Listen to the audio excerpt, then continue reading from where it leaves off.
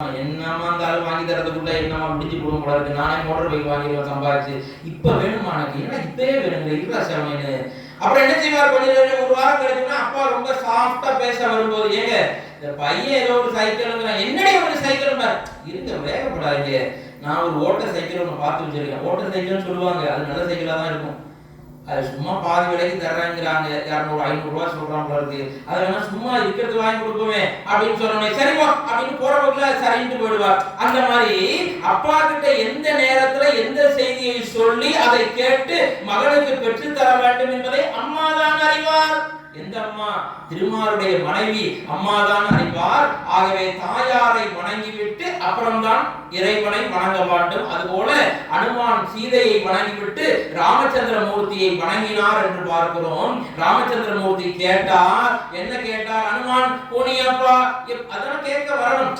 சீதை இருந்தாலா, சீதையை பாத்தியா, எப்படி இருக்கிறா, எந்த நிலையில இருக்கிறா, எல்லா கேள்வியும் வரும்.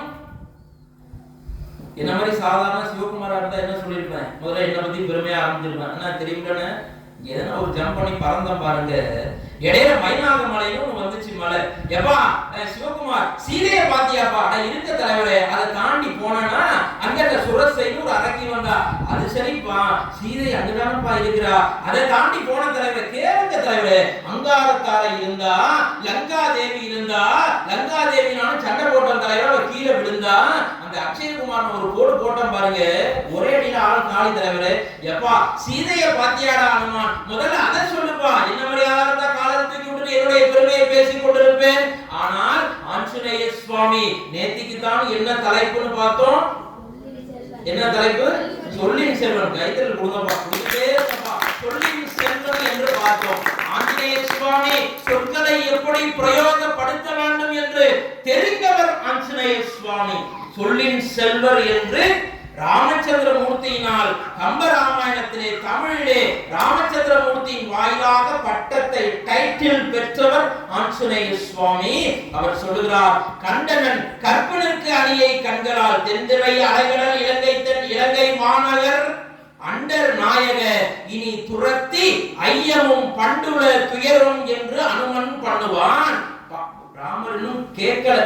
அனுமான் சீதையை பார்த்தியா, அதுவே ஆரம்பிக்கல. கண்டனன் கற்பனுக்கு அணியை கண்களால் ஒரே வார்த்தையில முடிச்சார். சீதையை பார்த்தியா, பார்த்துட்டு தலைவரேன்னு சொன்னா அடுத்து ஒரு கேள்வி வரும், நீனே பார்த்தியா அனுமான்? தலைவரே ஏன் 2 கண்ணால பார்த்தா? அப்படிதான் சொல்லுவாங்க கிராமத்துல, 2 கண்ணால நல்லா பார்த்த தலைவரே.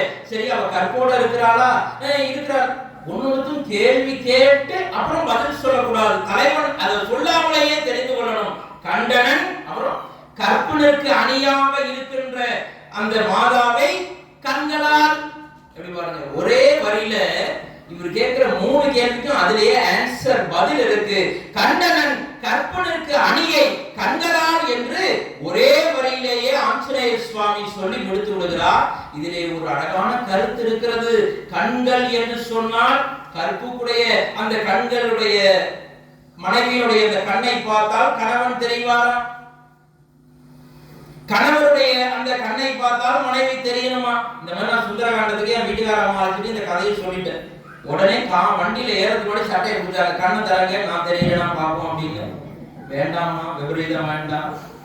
கண்ணுக்குள்ள வேற யாராவது நயன்தாராவும் அசிமும் தெரிஞ்சா நான் மாட்டிக்குவேன். அதனால வேண்டாம்பா இது அப்படின்னு நான் சொல்லி கண்ணை திறக்க முடியாது, நீங்க கண்ணை திறந்தே ஆகணும். இல்ல கண்ணுல ஏதோ தூசி விழுந்துருச்சு அப்படின்னு சொல்லிட்டு கண்ணை சரி பண்ணிட்டு போயிட்டேன். உங்க கண்ணுக்குள்ள நான் தெரியல நான் பாருன்னு சட்டையை கொடுத்து முடிக்க ஆரம்பிச்சுட்டாங்க. அதனால கண்டனன் கற்பனுக்கு அணியை கண்களால் என்று கம்பநாட்டாழ்வார் மிக அற்புதமாக சொல்லுகிறார். தனுஷ்கோடியிலே கரெக்டா சொன்ன மாதிரி 10 நிமிஷம் தான் கூட எடுத்துக்கிட்டேன், தப்பா நினைச்சுக்கணும் முடிச்சிருவோம். தனுஷ்கோடியிலே